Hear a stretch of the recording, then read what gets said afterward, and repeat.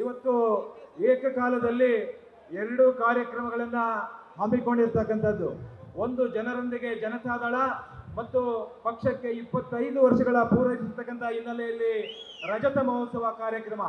ಈ ಜನರೊಂದಿಗೆ ಜನತಾದಳ ಅನ್ನುವಂಥ ಒಂದು ಕಾರ್ಯಕ್ರಮ ಸನ್ಮಾನ್ಯ ನಮ್ಮ ರಾಷ್ಟ್ರೀಯ ನಾಯಕರು ಸನ್ಮಾನ್ಯ ಎಚ್ ಡಿ ದೇವೇಗೌಡರು 6 ದಶಕಗಳಿಂದ ನಿರಂತರವಾಗಿ ಇವತ್ತು ಜನಸಂಪರ್ಕ ಸಾಧಿಸುವುದರಲ್ಲಿ ಯಶಸ್ಸನ್ನ ಕಂಡಿರ್ತಕ್ಕಂಥದ್ದು. ಸನ್ಮಾನ್ಯ ದೇವೇಗೌಡರು ಕರ್ನಾಟಕ ರಾಜ್ಯದಲ್ಲಿ ಶಾಸಕರಾಗಿ, ಮಂತ್ರಿಗಳಾಗಿ, ವಿರೋಧ ಪಕ್ಷದ ನಾಯಕರಾಗಿ, ಮುಖ್ಯಮಂತ್ರಿಗಳಾಗಿ, ದೇಶ ಕಂಡಂತ ಕನ್ನಡ ಹೆಮ್ಮೆಯ ಪುತ್ರ ಪ್ರಧಾನಮಂತ್ರಿಗಳಾಗಿ ಕೂಡ ಈ ರಾಜ್ಯದಲ್ಲಿ, ದೇಶದಲ್ಲಿ ಅಪಾರವಾದಂತ ಒಂದು ಸೇವೆಯನ್ನ ಕೊಟ್ಟಿರ್ತಕ್ಕಂಥ ಕನ್ನಡಿಗ ಯಾರಾದರೂ ಇದ್ರೆ ಅದು ಸನ್ಮಾನ್ಯ ಎಚ್ ಡಿ ದೇವೇಗೌಡರು ಅನ್ನುವಂಥದ್ದನ್ನ ಈ ಸಂದರ್ಭದಲ್ಲಿ ನಾವು ಸ್ಮರಿಸಬೇಕಾಗ್ತದೆ. ಬಹುಶಃ ಅವರು 6 ದಶಕಗಳ ಕಾಲ ಕರ್ನಾಟಕ ರಾಜ್ಯದಲ್ಲಿ ರೈತರಿಗೆ, ದಲಿತರಿಗೆ, ಹಿಂದುಳಿದ ವರ್ಗಗಳಿಗೆ, ಮಹಿಳೆಯರಿಗೆ, ಮಕ್ಕಳಿಗೆ, ಎಲ್ಲ ವರ್ಗದ ಜನರಿಗೂ ಕೂಡ ವಿಶೇಷವಾಗಿ ಒಂದು ನ್ಯಾಯವನ್ನ ಒದಗಿಸಬೇಕು ಅಂತ ಹೇಳಿ ಇವತ್ತು ಒಳ್ಳೆ ಅದ್ಭುತವಾದಂತ ಒಂದು ಕೆಲಸವನ್ನ ಮಾಡ್ಕೊಂಡು ಬಂದಿರತಕ್ಕಂಥದ್ದು. ಅದರ ಜೊತೆಗೆ ಇವತ್ತು ವಿಶೇಷವಾಗಿ ನಮ್ಮ ಪಕ್ಷಕ್ಕೆ 25 ವರ್ಷಗಳು ಪೂರೈಸಿರ್ತಕ್ಕಂಥ ಒಂದು ಸಂಭ್ರಮ, ಬೆಳ್ಳಿ ಹಬ್ಬದ ಸಂಭ್ರಮ. ಇವತ್ತು ಯಾವುದೇ ಒಂದು ಪಕ್ಷ ಹೊಸದಾಗಿ ಸ್ಥಾಪನೆ ಆಗಿ ಇವತ್ತು ಅದರ ಹಿಂದೆ ಏನು ಒಳ್ಳೆ ಉದ್ದೇಶಗಳನ್ನ ಇಟ್ಕೊಂಡು, ಒಂದು ಒಳ್ಳೆ ಧ್ಯೇಯೋದ್ದೇಶಗಳನ್ನ ಇಟ್ಕೊಂಡು ಇವತ್ತು ಸನ್ಮಾನ್ಯ ಎಚ್ ಡಿ ದೇವೇಗೌಡರು ಈ ಪಕ್ಷಕ್ಕೆ 25 ವರ್ಷಗಳು ಇವತ್ತು ಪೂರೈಸಿದೆ ಅಂತ ಹೇಳಿದ್ರೆ ಇದರ ಹಿಂದೆ ಧ್ಯೇಯೋದ್ದೇಶಗಳಿದೆ. ಇವತ್ತು ಎಲ್ಲ ವರ್ಗದ, ಎಲ್ಲ ಸಮುದಾಯದ ಜನರನ್ನ ಒಗ್ಗೂಡಿಸಿಕೊಂಡು ಒಂದು ಪಕ್ಷವನ್ನ ಕಟ್ಟಬೇಕು, ಪಕ್ಷವನ್ನ ಸ್ಥಾಪನೆ ಮಾಡಬೇಕು. ಆ ಪಕ್ಷದಲ್ಲಿ ಇವತ್ತು ರಾಜಕೀಯವಾಗಿ ಎಲ್ಲ ವರ್ಗ ಜನರಿಗೂ ಕೂಡ ಒಂದು ಜನ್ಮವನ್ನು ಕೊಡಬೇಕು, ಸಾಮಾಜಿಕವಾಗಿ ಬೆಳೆಸಬೇಕು, ಆರ್ಥಿಕವಾಗಿ ಬೆಳೆಸಬೇಕು, ಈ ಒಂದು ಪಕ್ಷವನ್ನು ಬಲಪಡಿಸಬೇಕು, ಎಲ್ಲ ವರ್ಗದ ಜನರಿಗೂ ಕೂಡ ಒಂದು ನ್ಯಾಯವನ್ನ ಕೊಡಬೇಕು ಅಂತ ಹೇಳಿ ಇವತ್ತು 25 ವರ್ಷಗಳಲ್ಲಿ ಇಷ್ಟೆಲ್ಲ ಕೆಲಸಗಳನ್ನ ಸನ್ಮಾನ್ಯ ಎಚ್ ಡಿ ದೇವೇಗೌಡರು ಮತ್ತು ಅವರ ಸಮಕಾಲಿಕರು ಎಲ್ಲರೂ ಕೂಡ ಇವತ್ತು ಮಾಡ್ಕೊಂಡು ಬಂದಿರತಕ್ಕಂಥದ್ದು. ಯಾಕೆಂದ್ರೆ ಇವತ್ತು ಅಷ್ಟು ಸುಲಭ ಅಲ್ಲ. ನಮ್ಮ ರಾಜ್ಯದಲ್ಲಿ ದಿವಂಗತ ದೇವರಾಜ ಅರಸು 8 ವರ್ಷಗಳ ಕಾಲ ಆಡಳಿತವನ್ನ ಕೊಟ್ಟರು. ಇವತ್ತಿಗೂ ಕೂಡ ದೇವರಾಜ ಅರಸು ಅವರನ್ನ ಹೊಗಳ್ತಾರೆ, ಹಾಡಿ ಹೊಗಳ್ತಾರೆ. ಆದ್ರೆ ದೇವರಾಜ ಅರಸು ಅವರು ಕೂಡ ಅವರ ಒಂದು ಪಕ್ಷ ಇಂದಿರಾ ಗಾಂಧಿಯವರ ಜೊತೆಯಲ್ಲಿ ಮುನಿಸ್ಕೊಂಡು ಪಕ್ಷವನ್ನ ಕಟ್ಟಿದಾಗ ಆ ಪಕ್ಷವನ್ನ ಉಳಿಸ್ಕೊಳ್ಳಿಕ್ಕೆ ಆಗಲಿಲ್ಲ. ದೇವರಾಜ್ ಅಂತ ಒಂದು ಒಳ್ಳೆ ಆಡಳಿತಗಾರರು ದೇವರಾಜ ಅರಸು ಅವರು. ಅದೇ ರೀತಿ ನಮ್ಮ ಕರ್ನಾಟಕ ರಾಜ್ಯದಲ್ಲಿ ಬಂಗಾರಪ್ಪನವರು ಒಂದು ಪಕ್ಷವನ್ನ ಕಟ್ಟಿದ್ರು, ಅವ್ರ ಕೈಲೂ ಉಳಿಸ್ಕೊಳ್ಳಿಕ್ ಆಗ್ಲಿಲ್ಲ. ಯಡಿಯೂರಪ್ಪನವರು ಪಕ್ಷವನ್ನ ಕಟ್ಟಿದ್ರು, ಅವ್ರ ಕೈಲೂ ಉಳಿಸ್ಕೊಳ್ಳಿಕ್ ಆಗ್ಲಿಲ್ಲ. ಶ್ರೀರಾಮುಲು ಅವರು ಪಕ್ಷವನ್ನ ಕಟ್ಟಿದ್ರು, ಅವ್ರ ಕೈಲೂ ಉಳಿಸ್ಕೊಳ್ಳಕ್ ಆಗ್ಲಿಲ್ಲ. ಜನಾರ್ದನ್ ರೆಡ್ಡಿ ಅವರು ಪಕ್ಷವನ್ನ ಕಟ್ಟಿದ್ರು, ಅವ್ರ ಕೈಲೂ ಉಳಿಸ್ಕೊಳ್ಳಕ್ ಆಗ್ಲಿಲ್ಲ. ಇವತ್ತು ಕರ್ನಾಟಕ ರಾಜ್ಯದಲ್ಲಿ 25 ವರ್ಷಗಳು ಒಂದು ಪಕ್ಷ ಪೂರೈಸಿದೆ ಅಂತ ಹೇಳಿದ್ರೆ ಅದು JDS ಪಕ್ಷ. ಅದಕ್ಕೆ ಕರ್ತರು ಇವತ್ತು ದೇವೇಗೌಡರು, ಕುಮಾರಣ್ಣವರು, ಅವರ ಸಮಕಾಲಿಕರು, ಅವರ ಜೊತೆಯಲ್ಲಿ ಬೆನ್ನಿಗೆ ಬೆನ್ನು ಕೊಟ್ಟು ಕೆಲಸ ಮಾಡಿರ್ತಕ್ಕಂಥವರು ಕಾರಣ ಅನ್ನುವಂಥದ್ದನ್ನ ಇವತ್ತು ನಾವೆಲ್ಲರೂ ಕೂಡ ತಿಳ್ಕೊಳ್ಬೇಕಾಗ್ತದೆ. ಬಹುಶಃ ಇವತ್ತು ನಾನು ನಿಮಗೆಲ್ಲರಿಗೂ ಕೂಡ ತಿಳಿಸುವಂಥದ್ದು 2023ರಲ್ಲಿ ನಡೆದಂತ ಕರ್ನಾಟಕ ವಿಧಾನಸಭಾ ಚುನಾವಣೆಯಲ್ಲಿ ಸುಳ್ಳುಗಳಿಂದ ಹೇಳಿ ಇವತ್ತು ಸುಳ್ಳುಗಳಿಂದ ಒಂದು ಗೋಪುರವನ್ನ ಕಟ್ಟಿಕೊಂಡು ಗೋಪುರದ ಒಳಗಡೆ ಇವತ್ತು ರಾಜಕಾರಣ ಮಾಡತಕ್ಕಂಥದ್ದು, ಅಧಿಕಾರ ಮಾಡ್ತಾ ಇರ್ತಕ್ಕಂಥ ಈ ಸರ್ಕಾರ 5 ಗ್ಯಾರಂಟಿಗಳ ಮೂಲಕ ಇದು ಸುಳ್ಳು ಹೇಳಿ ಬಂದಿರತಕ್ಕಂಥ ಸರ್ಕಾರ ಇದು. ಇವತ್ತು ನಾನು ನಿಮ್ಗೆಲ್ಲರಿಗೂ ಕೂಡ ತಿಳಿಸ್ತೇನೆ, ಈ ಸರ್ಕಾರಕ್ಕೂ ಕೂಡ ಇವತ್ತು ಈ ವೇದಿಕೆ ಮುಖೇನ ಇವತ್ತು ಹೇಳಲಿಕ್ಕೆ ನಾನು ಬಯಸ್ತೇನೆ. ಈ ಸರ್ಕಾರ ರಚನೆ ಆಗಿ ಬಹುತೇಕ 36 ತಿಂಗಳಾಗಿದೆ.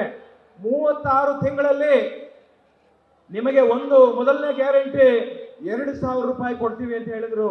ಆದ್ರೆ ಇವತ್ತು 36 ತಿಂಗಳಲ್ಲಿ ನಮಗೆ ಕೊಟ್ಟಿರ್ತಕ್ಕಂಥದ್ದು, ಹೆಣ್ಣು ಮಕ್ಕಳಿಗೆ ಕೊಟ್ಟಿರ್ತಕ್ಕಂಥದ್ದು ಕೇವಲ 26 ತಿಂಗಳು.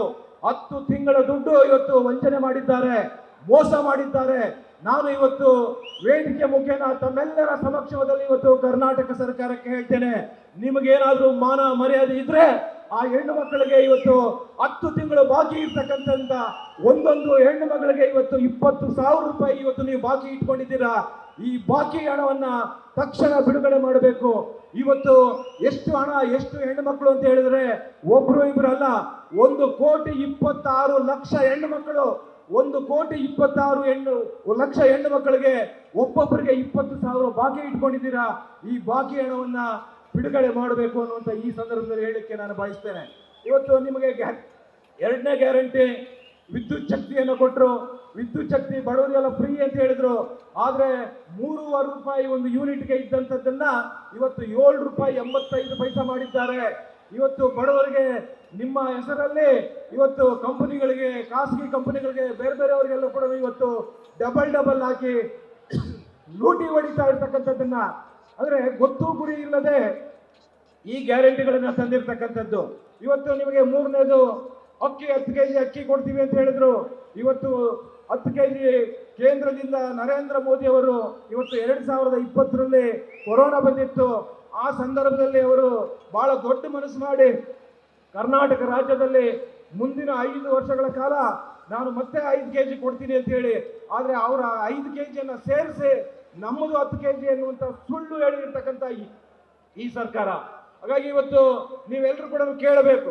ಈ ಭಾಗದಲ್ಲಿ ಕಾಂಗ್ರೆಸ್ನ ಶಾಸಕರು, ಮಂತ್ರಿಗಳು ಯಾರಾದ್ರೂ ಬಂದಾಗ ಕೇಳಬೇಕು. ಏನು ಅಂತ ಹೇಳಿದ್ರೆ ಇವತ್ತು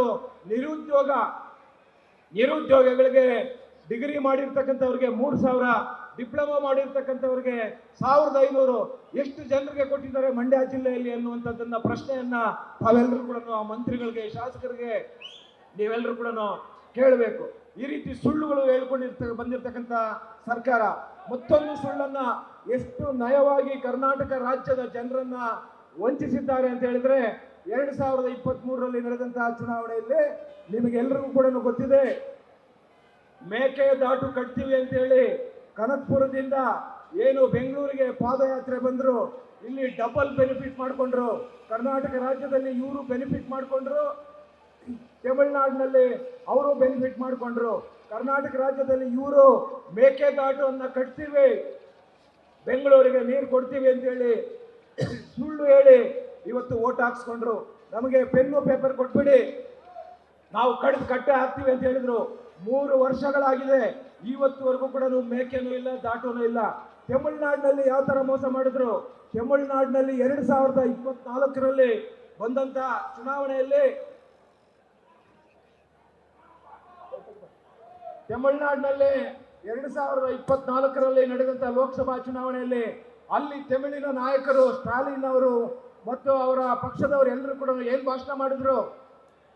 ನಮಗೆ ಓಟ್ ಕೊಡಿ, ಮೇಕೆದಾಟನ್ನ ಕಟ್ಟೋಕ್ ಬಿಡೋದಿಲ್ಲ, ಮೇಕೆದಾಟನ್ನ ಕಟ್ತೀವಿ ಅಂತ ಇವ್ರು ಹೇಳಿ ಓಟ್ ಹಾಕ್ಸ್ಕೊಂಡ್ರು. ಮೇಕೆದಾಟನ್ನ ಕಟ್ಟೋಕ್ ಬಿಡೋದಿಲ್ಲ ಅಂತ ಹೇಳಿ ಅವ್ರು ಓಟ್ ಹಾಕ್ಸ್ಕೊಂಡ್ರು. ಆದ್ರೆ ಈ ರೀತಿ ಸುಳ್ಳು ಹೇಳ್ತಕ್ಕಂಥವ್ರನ್ನ ಬಹುಶಃ ಜಾಸ್ತಿ ದಿವಸ ಉಳಿಯೋದಿಲ್ಲ. ಬಹುಶಃ ಇವತ್ತು ತಮಿಳುನಾಡಿನಲ್ಲಿ ಇವತ್ತು ಉತ್ತಮವಾದಂತಹ ಫಲಿತಾಂಶವನ್ನು ಕೊಟ್ಟಿದ್ದಾರೆ. ಸುಳ್ಳು ಹೇಳಿರ್ತಕ್ಕಂಥವ್ರಿಗೆ ಬುದ್ಧಿಯನ್ನ ಕಲಿಸಿದ್ದಾರೆ.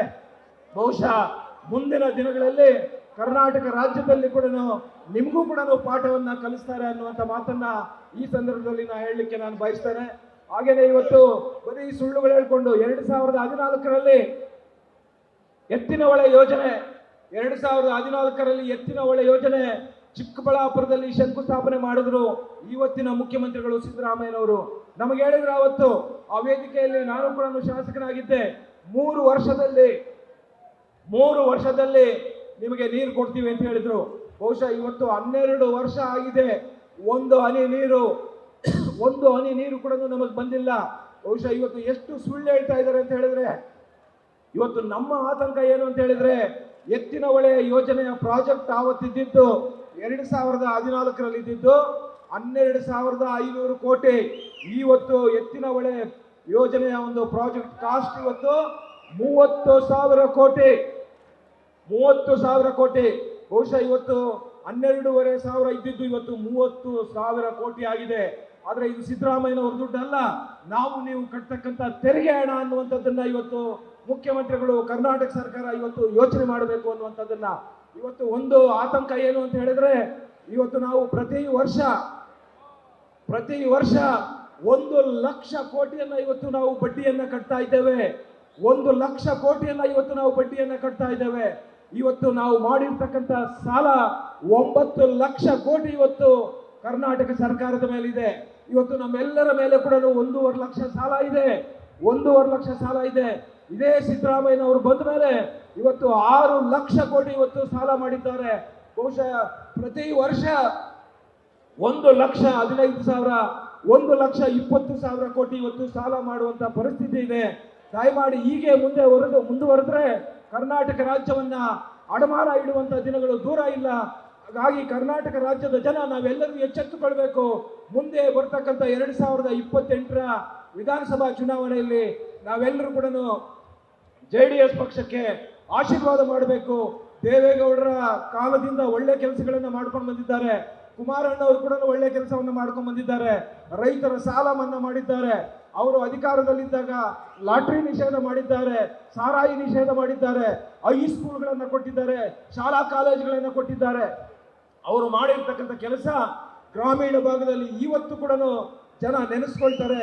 ಅವರು ಕೊಟ್ಟಿರ್ತಕ್ಕಂಥ ಕೊಡುಗೆಗಳು ಜೀವಂತವಾಗಿದ್ದಾವೆ. ಇವತ್ತು ಕೂಡ ಕುಮಾರಣ್ಣವರು ಮತ್ತೆ ಬರಬೇಕು ಅನ್ನುವಂಥ ಮಾತುಗಳನ್ನ ಗ್ರಾಮೀಣ ಭಾಗದ ಜನತೆ ಇವತ್ತು ಹೇಳ್ತಾ ಇದ್ದಾರೆ.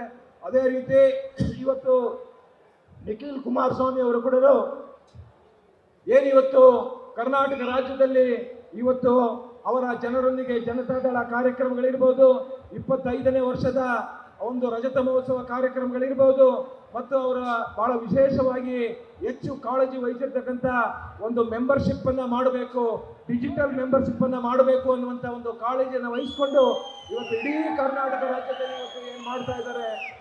ಹಾಗಾಗಿ ನಾನು ನಿಮ್ಮೆಲ್ಲರಲ್ಲಿ ಕೂಡ ದೇವೇಗೌಡರ ಆದಿಯಾಗಿ, ಕುಮಾರಸ್ವಾಮಿ ಅವರ ಆದಿಯಾಗಿ 25 ವರ್ಷಗಳು ಈ ಪಕ್ಷವನ್ನು ಪೂರೈಸಿಕೊಂಡು ಬಂದಿದ್ದಾರೆ. ನಿಮ್ಮೆಲ್ಲರಲ್ಲೂ ಕೂಡ ನಾನು ಕೈ ಮುಗಿದು ವಿನಂತಿಯನ್ನ ಮಾಡ್ತೇನೆ. ಮುಂದಿನ ದಿನಗಳಲ್ಲಿ ನಿಖಿಲ್ ಕುಮಾರಸ್ವಾಮಿ ಅವರ 25 ವರ್ಷಗಳ ಕಾಲ ಈ ಪಕ್ಷವನ್ನ ಉಳಿಸ್ತೇವೆ, ಈ ಪಕ್ಷವನ್ನ ಬೆಳೆಸ್ತೇವೆ, ಈ ಪಕ್ಷವನ್ನ ಕಟ್ತೇವೆ ಅನ್ನುವಂಥ ಸಂಕಲ್ಪ ತಾವೆಲ್ಲರೂ ಕೂಡ ಮಾಡಬೇಕು ಅನ್ನುವಂಥ ಮಾತನ್ನ ಈ ಸಂದರ್ಭದಲ್ಲಿ ಹೇಳಿ ನನ್ನ ಮಾತಿಗೆ ವಿರಾಮವನ್ನು ಕೊಡ್ತೇನೆ. ಜೈ ಹಿಂದ್, ಜೈ ಕರ್ನಾಟಕ.